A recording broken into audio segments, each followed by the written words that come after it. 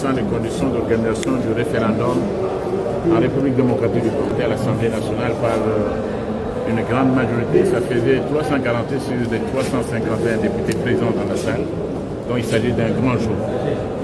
Et cette proposition de loi est effectivement basée sur l'article 5 de la Constitution de la République. Donc elle est conforme à la Constitution elle-même. L'article 5 de la Constitution dispose que la souveraineté nationale appartient au peuple. Tout pouvoir émane du peuple, qu'il exerce directement par voie de référendum ou par voie d'élection et indirectement par ses représentants. Donc tout pouvoir émane du peuple. En français facile, c'est qu'il n'y a pas une seule partie du pouvoir qui est laissée de côté.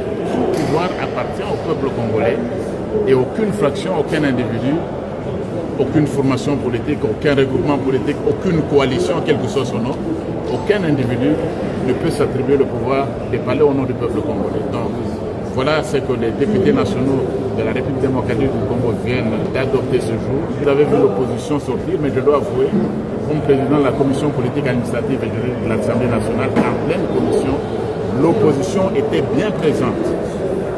Elle était bien présente, mais elle s'est retirée sûrement pour suivre le chemin tracé par d'autres. Je l'ai dit, cette proposition est totalement conforme à la Constitution. On ne peut pas interdire à un peuple de réfléchir sur sa Constitution. Et nulle part, parce qu'il y a souvent des gens qui reviennent.